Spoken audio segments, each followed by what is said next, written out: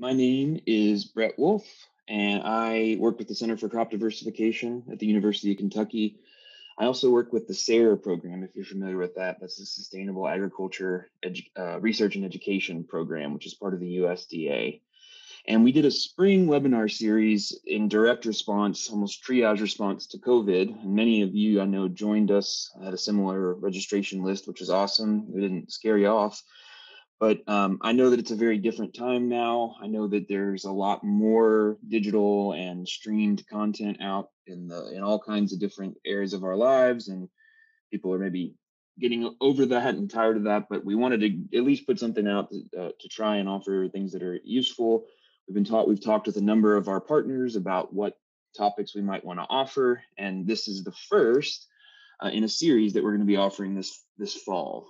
It'll be every Wednesday for the next 6 weeks. I have the rundown here, and your registration is going to be the same as in the same place as it was for this one. There's an individual page. If you just go to the Center for Crop Diversification website, you can register right there. Many of you have already registered for the other stuff, which is great. I'll also send those links out after the fact, along with the recording and the copy of the PowerPoints in case you're interested in those as well. Next week, we have Exploring New Markets and Considering New Crops, and that'll actually be presented in collaboration with the Kentucky Horticulture Council, which is the representative of the horticulture growers in the state.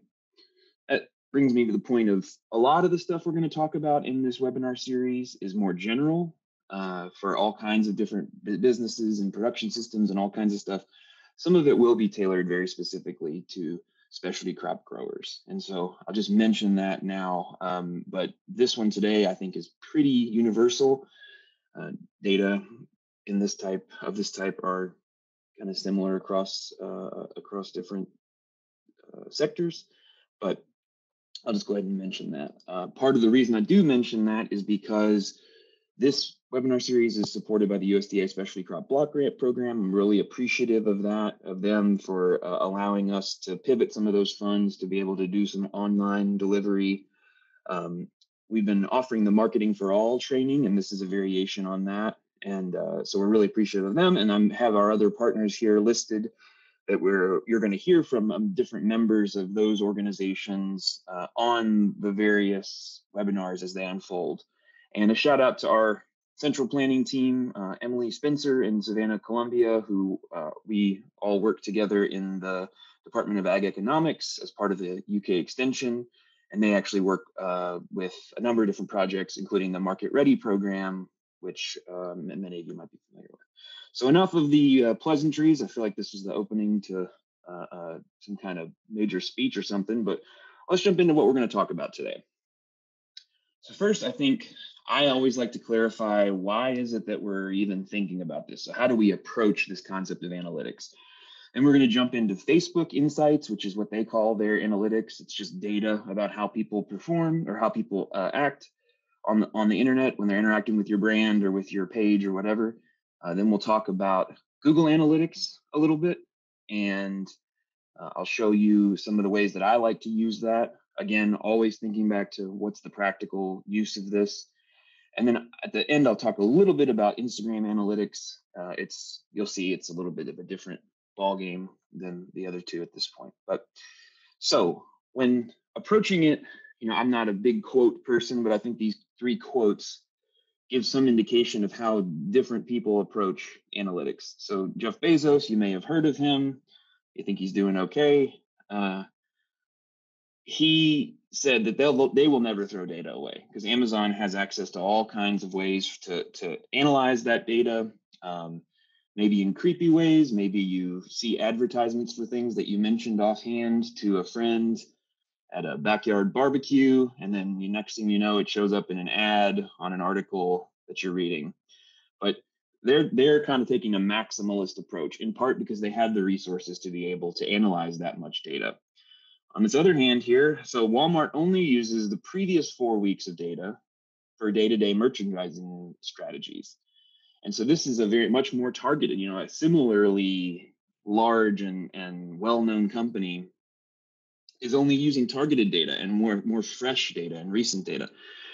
So these are two ends of the spectrum of the same scale. Now, nobody on this call, I would assume, is operating a Fortune 500 level company. If you are, maybe you should be leading the talk. But the last point here that I have, which is from a large company, is that analytics fundamentally have no value by themselves.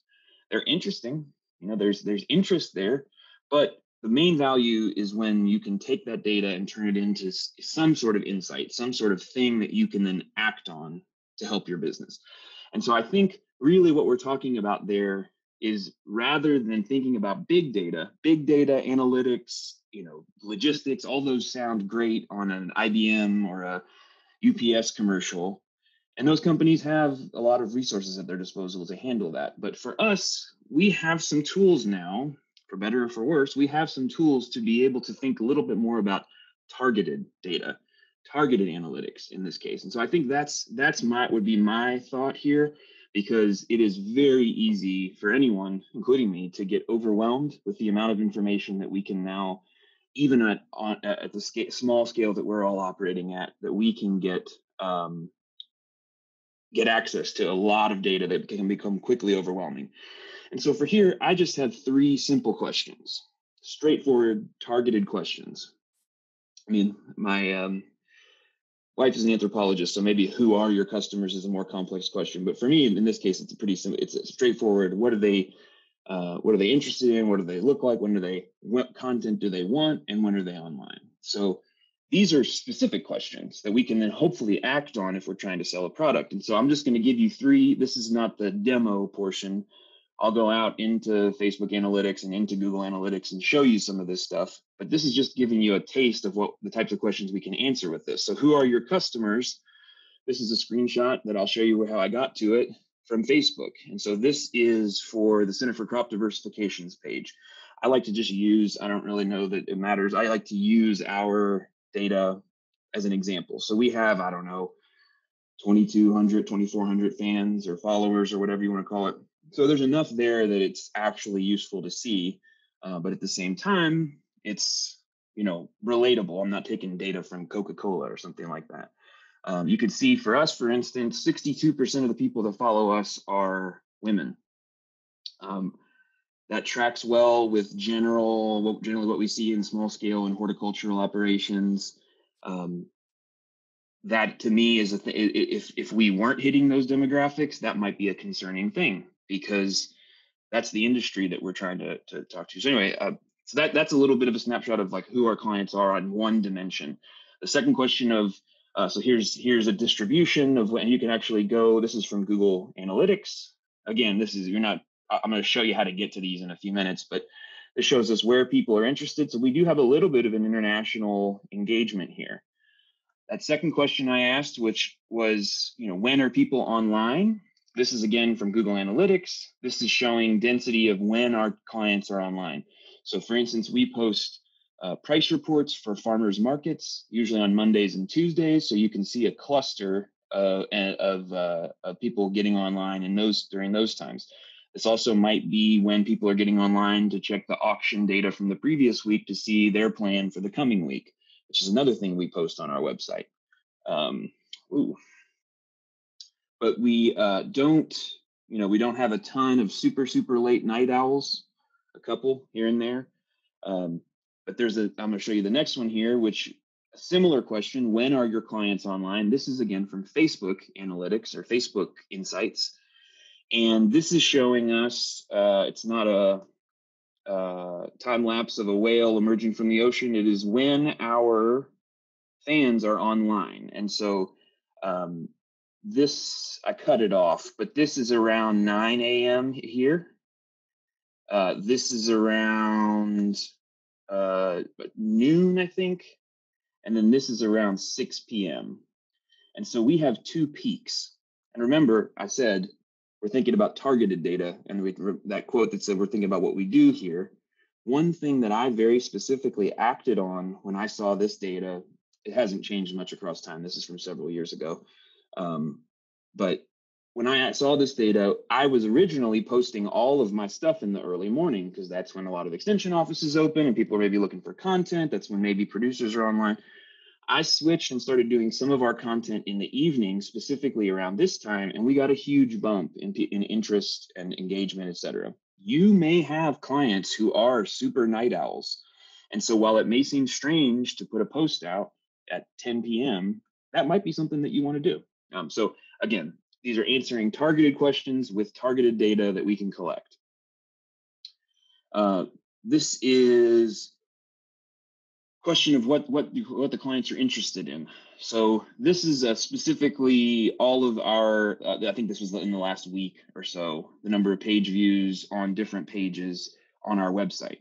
So you can see our clients, and I've said this to many people before in the past, that our clients are intensely, these are produce auction price reports. They are very, very interested in that content. And so that makes sense that that's when people come to our website. The thing that we have been working really hard to promote our budgets through social media and other places. And we've done that here, budgets. We actually have seen some growth in visiting those pages. So again, this is just an overview of the things that are possible. I'll go in and show you how to get access to these in just a minute. This is another piece from Facebook Analytics, Facebook Insights. And this is just showing some of our recent posts and how they've performed. We'll talk more about kind of how to think about all these weird words in just a few minutes. Actually, we'll talk about them right now. So again, we're thinking about targeted data for targeted results. And I think, I'll say this probably multiple times throughout this presentation, but trying to focus on just building the analytics, like just getting your page likes up or just getting your reach up or whatever, that's great. That can be a goal. But if you're a business, ultimately you're hoping that those things will then translate over into dollars. There may be a lag in that, but you're not able to pay your mortgage with Facebook likes. You're not able to buy more product and expand just because you can tell someone that you had a reach of 20,000 on one of your recent posts. So that is something to keep in mind, is tying this to the real world a little bit. But so reach, to me, this is the actual line from Facebook. This is the number of people who had any content from your page or about your page enter their screen. Now that can mean that they scrolled, it was there and they kept going. It could mean that they actually looked at it and read what you put out there, but this is eyeballs on your content. Reach. Impressions related to reach, this is something you'll see in some of the reports, the number of times any content from your page or about your page entered a person's screen. So reach is the number of people, impressions is the number of times. And so I think about this, I have billboard here listed for both of these. Reach is the number of people who saw your billboard that you put up along the Facebook highway of your post, in this case, that you put up. It's the number of people who saw that. And they may have seen it, driven by it 20 times in one day, but that's only one person, so that's your reach. Impressions is if I drove by and saw it 20 times, that would be 20. So both of those are just general markers of visibility for your product or for your post in this case. Page views is there's a little bit more of an action here. All of these are kind of thinking about the page level. And when I say your page, I mean, if I go to Facebook and find your business on Facebook, that's your page. The number of times people have come in and viewed that page. And then likes, follows, unlikes, those are, again, page level data. They're a little bit more clear. Unlikes generally indicate either that someone's maybe a little bit bored of the content or they accidentally liked you, or God forbid you said something really incendiary and they decided to unlike you. Likes and follows, there's sometimes some confusion there. Just briefly to clarify, in both cases of a like and a follow, people will see your content if they've chosen to do that, to like or to follow. Following is a little bit more incognito, so that my name, if I follow your page, I'm not necessarily tied to that. There's not showing it to my friends saying, Brett and 6 of your other friends liked this page. Following is just, I want your content, even though I don't want myself necessarily associated with it out in the world. Liking it is sort of like a public endorsement. So if someone likes your page, that means it's more likely to be shown to their friends. It's more likely to be shown that they have liked it. It's made more public. So follow is more of like, a person's cultivating their feed and they're trying to get your information just to them. Liking is that they're sort of representing your brand a little bit for you. So that was kind of page level analytics. So another level, and one that I think, especially for small businesses, is the one that I would focus a little bit more on. That's engagement. So these are the likes and loves and angry emojis and hugs from a little yellow Care Bear. And I try to ask myself, like, what is this? What do these things indicate? Because to me, a like or a love or an angry, as opposed to reach or even a page view, a person has taken time, even just a millisecond of time out of their day to click a little button to indicate approval for what you've done, knowing that generally speaking, those things are made public. They might be shown to some of their friends. It indicates a level of engagement above just sort of seeing your product, just blasting out marketing. So, I mean, to me, engagement in this case is a valuable thing. Comments. So again, this is kind of my understanding and my approach. Comments are another level of engagement because now instead of clicking one button one time, they've clicked several buttons on their computer, on their keyboard multiple times, and then hit enter. And again, knowing that that's going to be visible, knowing they're going to, whether that's, and sometimes that could be a negative thing, if they're complaining or they're making fun of you or whatever. Again, this is another level of engagement here. So I think one of the questions or one of the things I try to keep in mind is social media has become this just term that we throw together and we know what it means. But if you break it apart, it's supposed to be social media. Social indicates some sort of interaction. And so on comments, if someone takes the time to say, love this picture, or, we've really enjoyed the thing that you sold us earlier this year, taking time to respond is well worth the effort. Because I think about this, especially anybody who's doing direct to consumer interactions and sales. We talk about, like, at a farmer's market stand, for instance, you have an opportunity to represent your product at a level that large scale companies that do large volumes of sales can't necessarily directly do. In the same way, on a social media page, if you only have 1,000 followers or 2,000 followers and you only get 15, 20 comments a week, you have an opportunity to really humanize your business and to be able to show them, like, that this engagement, you're actually engaging with a real person, not just a brand. So I would just think about engagement as gold in some cases. And the last one here, clicks and shares. So clicks, if you are trying to get someone to click on a link, then you have succeeded in doing what you set out to do. Sharing, to me, is an even higher level of engagement because that somebody, I don't know, it's probably said so many times that we don't even know who's attributed to, but the old school way of marketing was about marketing your products to people. Social media is fundamentally about getting other people to market your products to their friends and to the people that they know. It sounds really sinister, and sometimes I think it is, but if as soon as you get it out of your head that your Facebook page or your website or your whatever is just a megaphone projecting out messaging to potential consumers and trying to just get them with the perfect message, and you start to realize that a lot of it's about this facilitating the old school word of mouth advertising, I think that's when you can start to understand social media a little bit differently. So again, I think, to me, focusing on engagement with the page is one of those places that can really pay a lot of dividends. So I'm going to just go and pull up some example posts that have this variability in engagement that we've talked about here.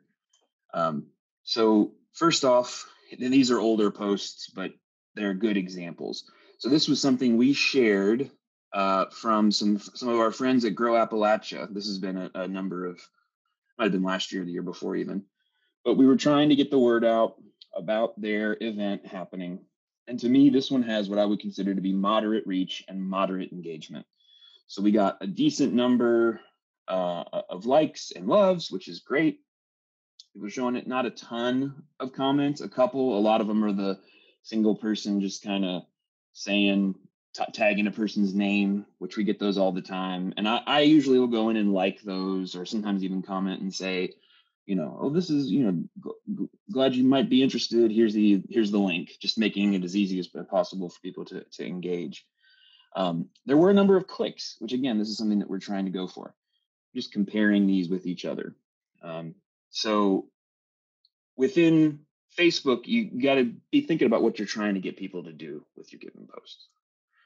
Here's another example. So this one had lower reach compared to the previous one, but a moderate level of engagement. And if you clicked on this picture up top, you would see my goofy face and a goofy hat smiling. Now, for us, part of our message is that we are out in the public trying to help people. Again, this is from a while back, trying to help people, engaging. We are a real institute, we're real humans behind the institution, et cetera. That's part of our messaging. And so me putting my face out there regularly, I mean, you could see we're not dealing with the top shelf product here. Regularly, me putting my picture out gets engagement and gets people excited because people like to see human faces. Now, if you're just constantly showing pictures of yourself and you aren't ever talking about your product, that might be, that strategically for your social media, that might not be a great thing. But for this one, we had more targeted engagement from our core group of people that follow our page and know who we are and care about us. And we didn't get a ton of shares. We didn't get a ton of promotion of this out into the world. So that's not necessarily a good or bad thing. But as you're reflecting back on your posts, again, as we're going through and thinking about what kind of content do our audiences like, it's been a while since we've got any visibility. Maybe it's time to pander with a picture of Brett's face. I wouldn't recommend that on your page, but on our page, it seems to work. That might be something to think about, is like, what are we trying to do this week? Are we trying to kind of remind people that we're there? Do we have a specific product that we're trying to sell, et cetera? But for this one, we didn't get a ton of reach, but we did get more intense engagement. This is one where we did a little contest where we had some publication or some little books that people could have gotten for free, regardless of who they were. But I made it into a contest and what we ended up with was really high engagement because we asked people to like and comment, and a moderate level of reach, which again, that's kind of what we were shooting for, was get likes, get comments, have it tagging other people's friends. We're trying to build a little bit of our page visibility, et cetera. These are just examples of how these analytic things, how these individual analytic data points intersect and interact. This one here, and this is why this is back to that point of you can't necessarily pay your mortgage with Facebook likes. This is one of ours that this is not even, this went to what, 12,000 people reached, which is pretty high for us. We've had this exact same post in previous years go up to 20, 30,000 people reached, and tons of high reach, high engagement.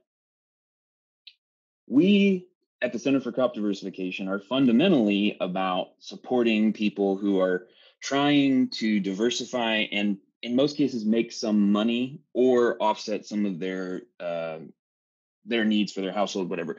So the most basic of garden planting calendars is extremely popular. And obviously it took off, had a ton of reach, ton of engagement.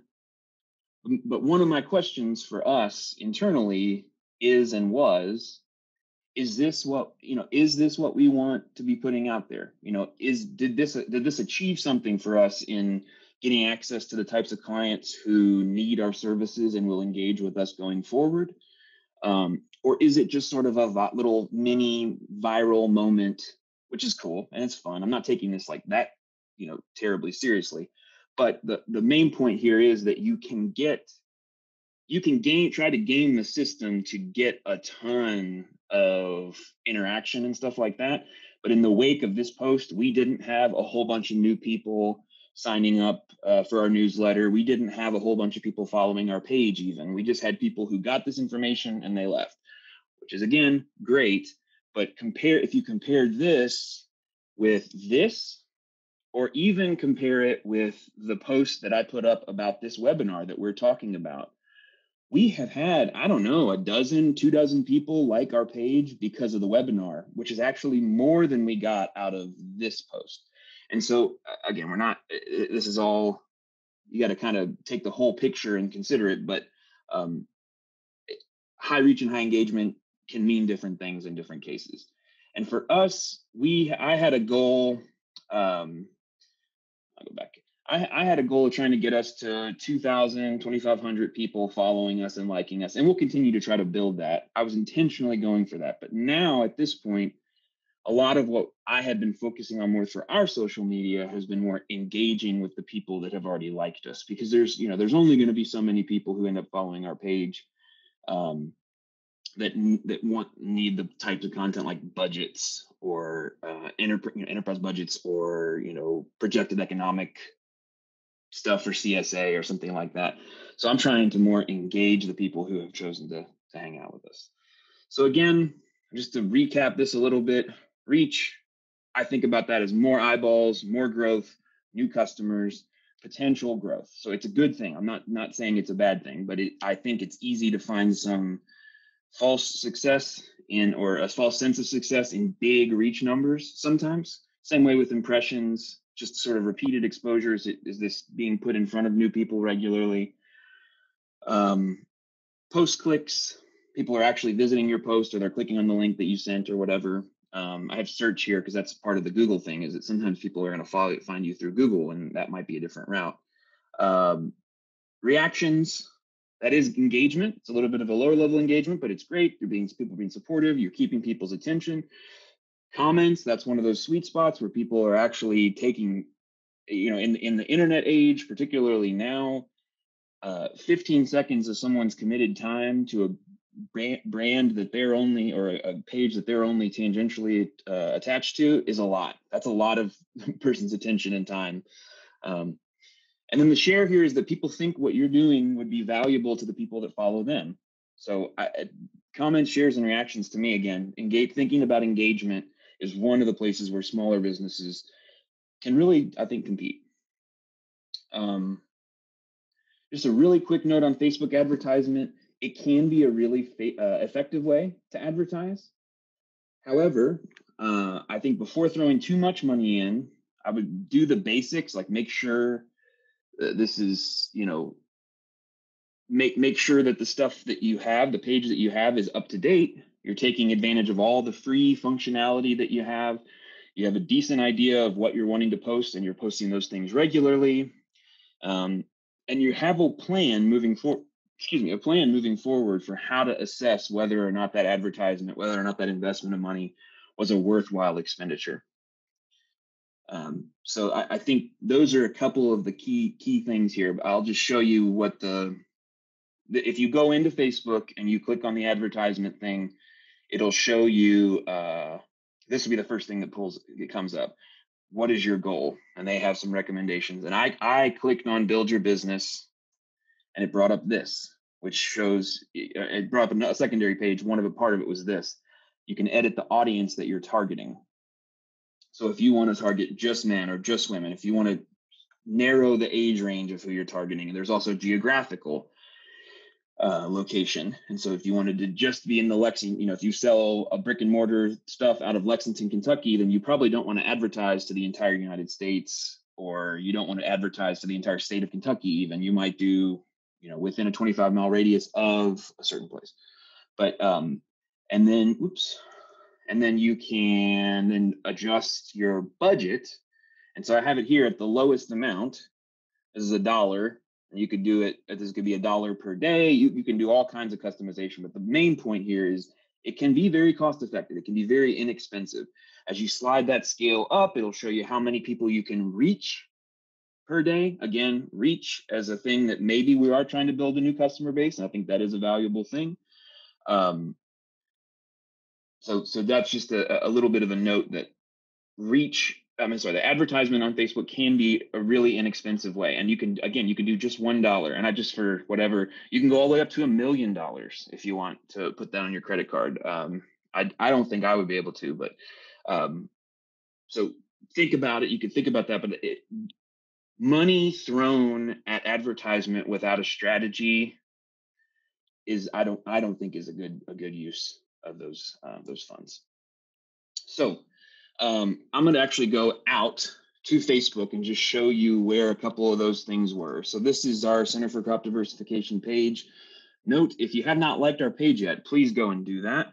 On the left here, and this is the new view, and I have it in dark mode because the wider stuff gives me a headache. So you click on Insights here, and it'll bring up all of these little subcategories. Right now, it's got the overview pulled up. I mentioned all the page analytics stuff and the way that your reach of the posts within the last several days, your page views. I haven't been paying a whole bunch of attention to Facebook recently. Just been putting, because I think it's the space is so crowded right now, and unless I have something concrete to deliver, in that case, I'll do that. Anyway, that's just my personal philosophy, and I'm not a business in the way that many of you all are. So I'll go ahead and click on the posts here. You see what I mean by it's easy to get overwhelmed, but under posts, you'll notice the little whale distribution, and I was way off on my time slot. So this is 6 a.m.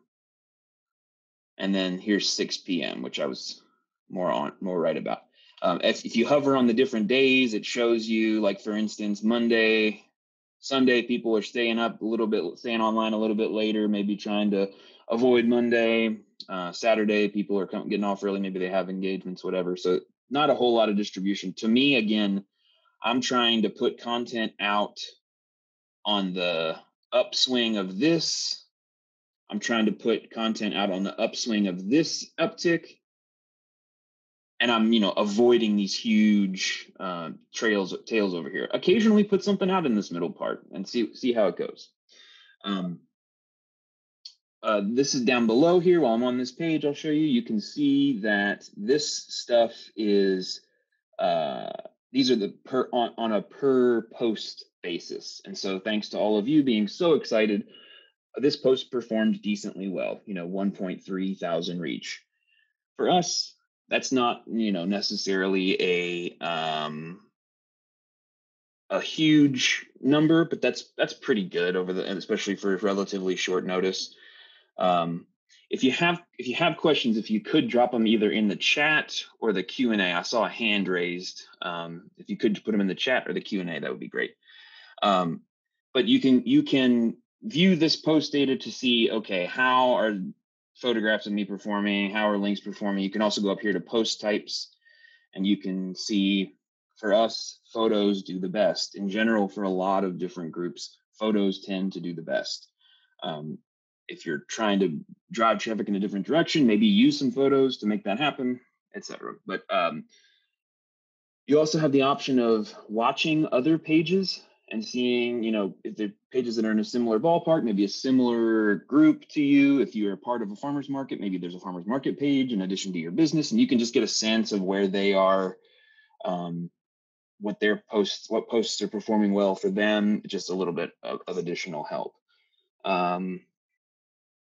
The people tab down here is where you can see, I mentioned, that we tend to perform better here with women than with men, and the age breakdown across here. You can see the difference in your followers versus everybody. This is people who, and it tells you, who they are. And then the people that you're reaching. So we're reaching women even at a higher rate than the women who like our page. So that's a couple of the places where I've found that information. But again, keeping a focus on what is it that we're going to do with that information. I think back on the posts page, I'm timing my posts, and in case let me see, let's go back to the center of the crop. Just real quick, in case you don't know this, you can schedule posts to go out at a certain time. This is going to take forever, I bet. There's definitely working out the kinks. So if you go into publishing tools and you go to create a post,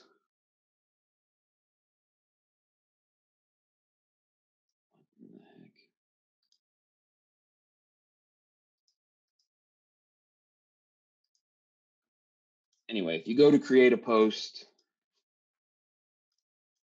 and you put in a picture and you put in or whatever else you want to see, you can go down here and instead of publish, you can go to schedule post and you can put in what time that works. Yes, so someone asked in the comments, do I know about Hootsuite? Yes, I do know about Hootsuite. So, and that's one that I'll mention as part of the Instagram thing later. Hootsuite is a fundamentally it's like a dashboard is what they call it, which can be used to we'll cancel this post. It can be used to schedule posts out to multiple different platforms, so Instagram, Facebook, Twitter, etc. I think it can work really well for certain people. I have seen some evidence that certain apps like Facebook, for instance, the posts perform better when you schedule them in the Facebook app in the same way that posts generally tend to perform videos tend to perform better in if you upload them directly to Facebook rather than uploading to YouTube and then copying a link. That has to do a little bit with the way that Facebook treats information as it goes out, but it is a great one-stop place to be able to manage multiple accounts at once.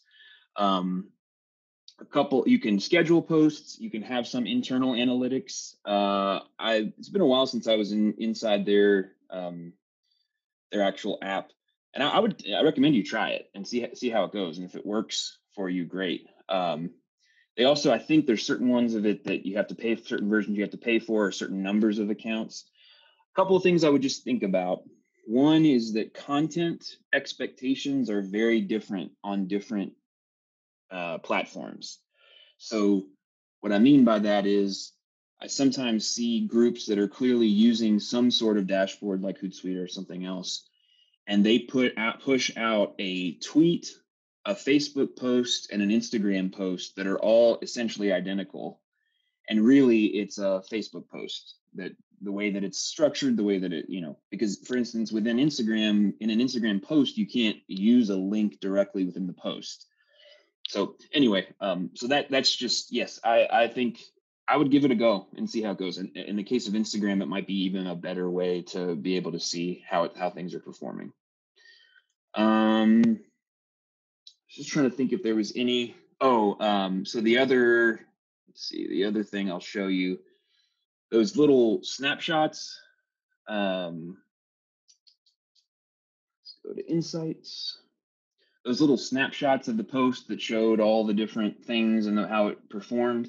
If you go under your posts here and you click this, it'll show you the details for that specific post. In particular, I think is interesting is, so we had 45 total likes. Only 13 of those were on our post itself. 32 of those were on that post shared by someone else. Yeah, so Squarespace this is not necessarily directly related to that, but Squarespace is an option for setting up a website. And we'll actually be talking about that in 2 weeks. On 11/25, we'll be talking about a couple of options for setting that stuff up. This just kind of shows, for me, it shows that we have good friends who are able to share their stuff out to people who actually care about it and are interested in it, which is awesome. Almost all, or in this case, all the comments that were received were on shares of the post. We didn't receive any directly on here. One last thing I'll show you in Facebook Analytics. Again, we're just trying to get started here, and exploration is part of that. Up here, you have this option to export data, which is super powerful. You click this, it allows you to export an Excel spreadsheet of your page data. This is page level data. Post level data, that's for individual posts. And the date range is variable, but you can change, you can change the date range. I think there's a limit on the number of months or whatever, but so if you want to do 5 years of data, you click export, and then it will, yeah, it's fine, I trust you. It shows you, these are the post reach, all these other variables. There's a lot of information in there. You have to kind of go through it, but if you were trying to say, okay, what were our top 10 posts of 2020? that would be a real quick way to be able to sort that information.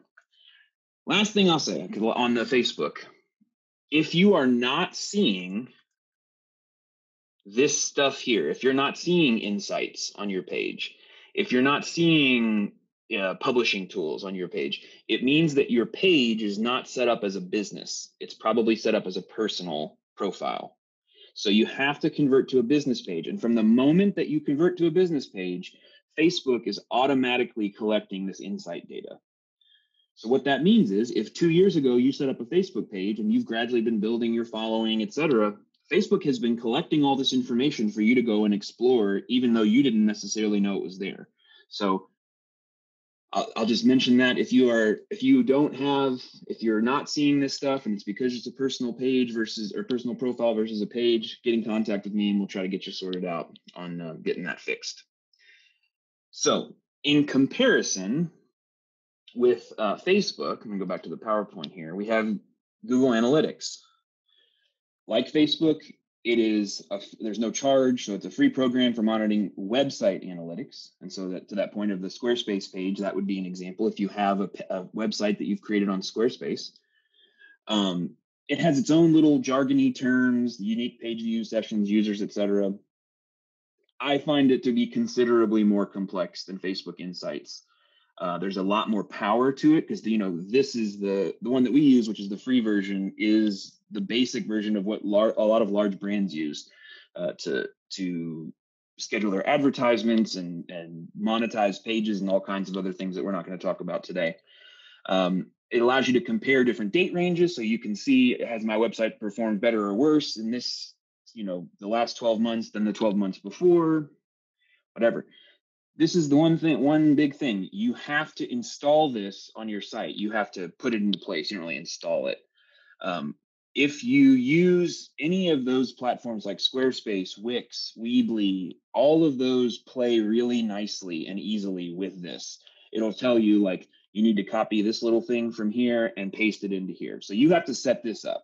It's not super, super hard to do, especially if you're using those types of platforms, but it's not one of those where I created a website 5 years ago and I can just go and explore my analytics. Well, actually you didn't have that thing installed. And so we don't know, we don't know how it performed.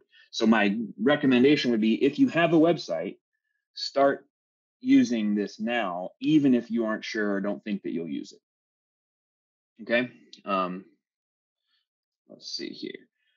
So let's go ahead and out here to analytics and take a quick look. So I mentioned earlier, we have one active user on our website right now, which is cool.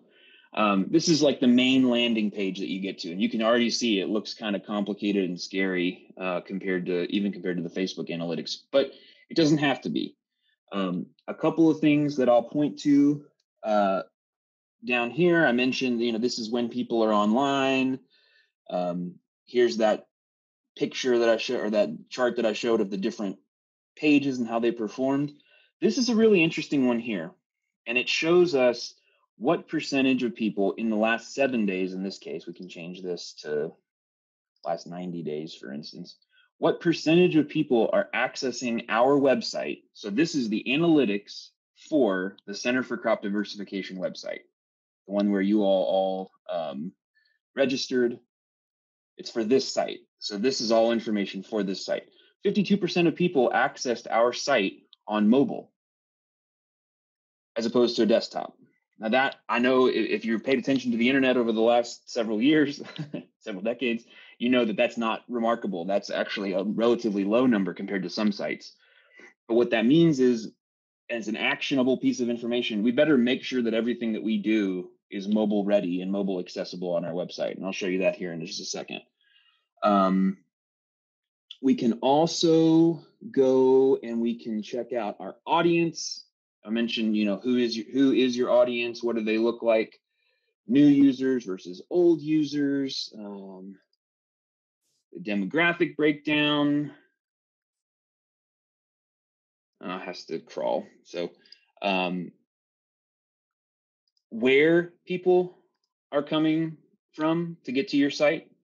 So in our case, 62% of our traffic on our website comes from Google. Now, we have put in a ton of effort to try and make sure that our pages, our website is ready to be found by Google. People call it search engine optimization because it's a fancy term, but there's something to that. But so most of when people find our website, most of it is coming from search.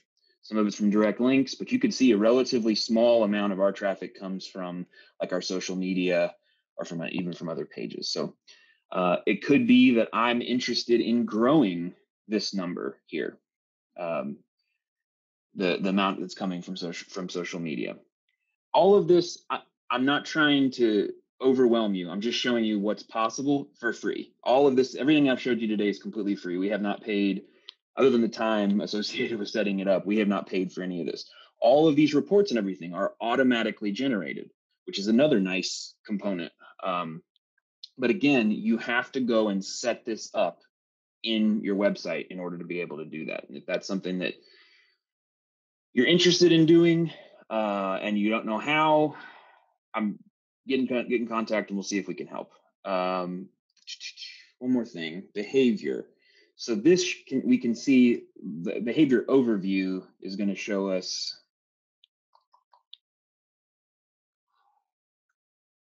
So there are two lines on this graph right now. So turn that off for now.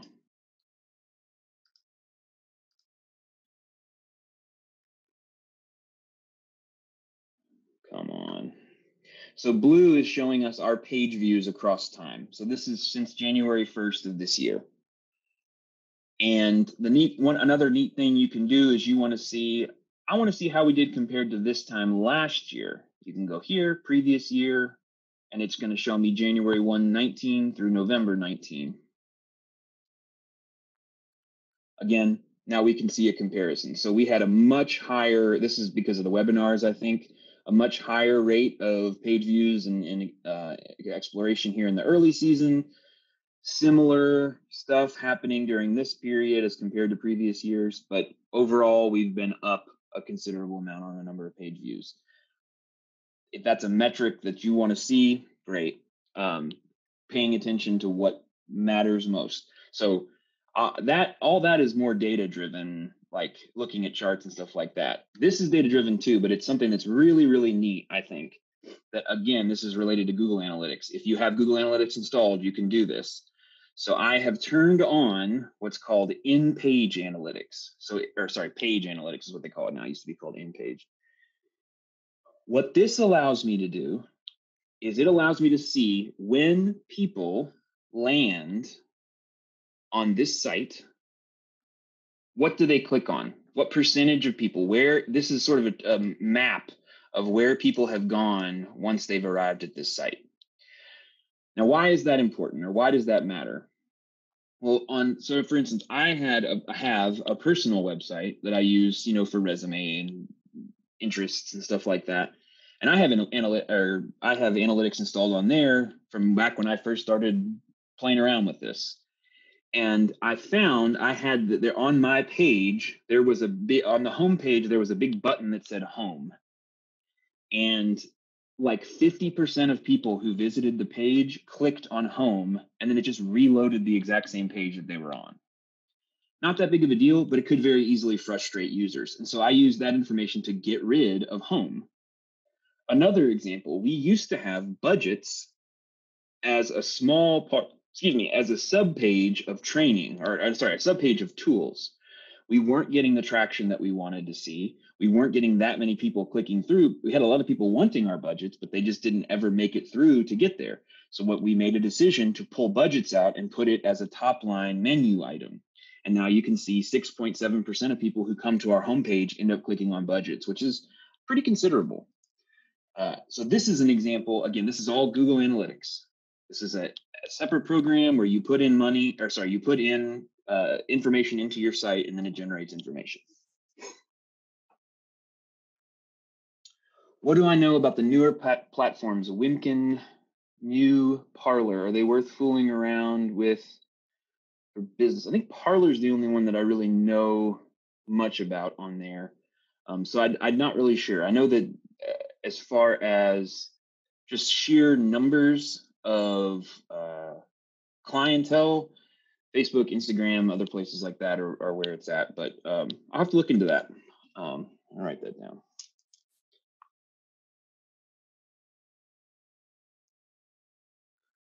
So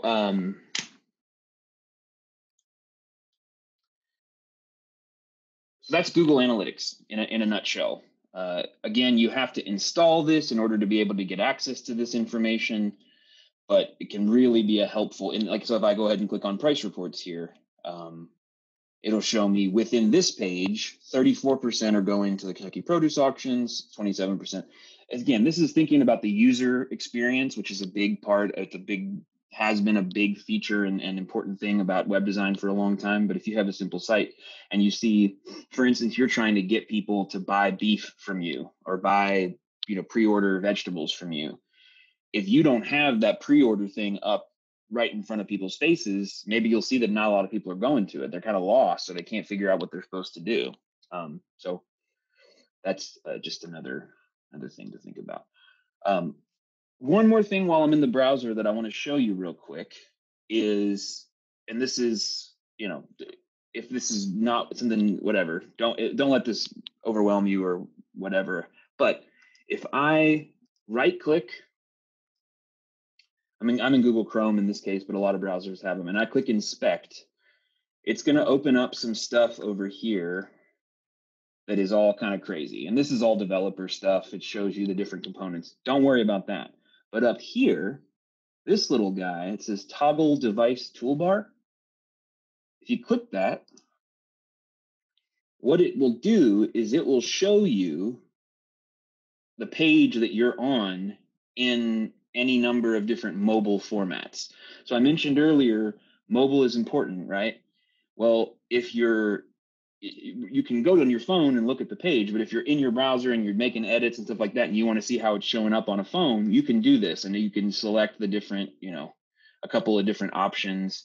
I don't know if you can add different ones or not, but and you could actually click through and go, and all this is fine. Like, it's not the most sexy.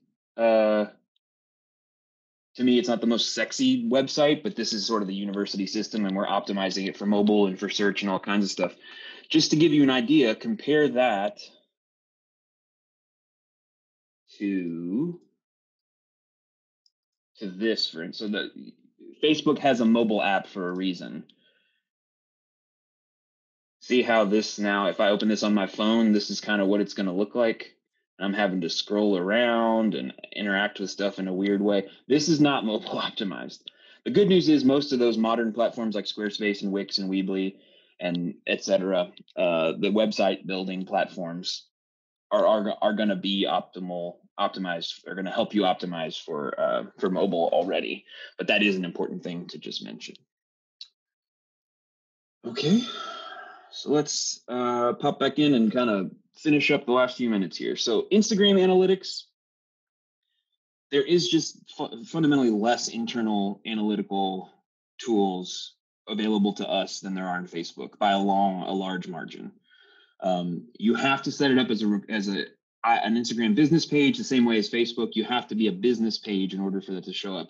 If you are on a post, or if you post something and it doesn't say view insights below it like it does right here, that means you probably don't have a business page.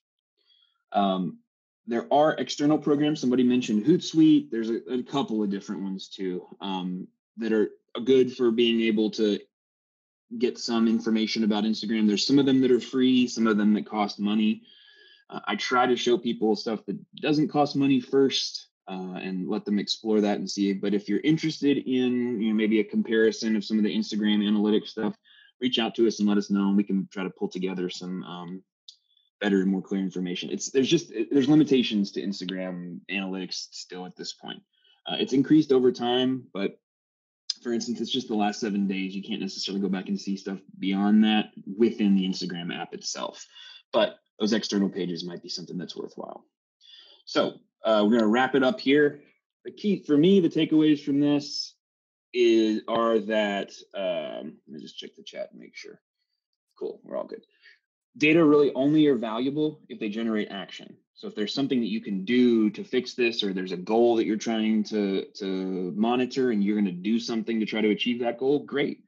If it's just a huge load of information that's going to overwhelm you, then it's not necessarily all that helpful. And if you're a business, and I've said this before, but if you're a business and you're trying to generate money, keeping your focus on that through having a good marketing plan, having a good business plan, knowing how your social media ties into all of that is going to help you see whether the time that you're spending on analytics and social media, et cetera, is actually generating you money, is having a valuable use of your time. So getting too hung up on that beautiful picture of your cut flowers getting 10 million likes and not as hung up on the simple little post that made a bride realize that you would do their wedding with your flowers, that those types of trade-offs, it's something to just be aware of, because social media is kind of a competitive performance. And so the sound of the applause isn't always an indicator of success. Don't let the jargon intimidate you. They have a lot of different terms and a lot of different words, and it's easy. I get lost in it sometimes too, but if that's what's holding you back because there's all these words you don't understand, get in contact with me and we'll help figure out what that looks like and what all these silly things mean.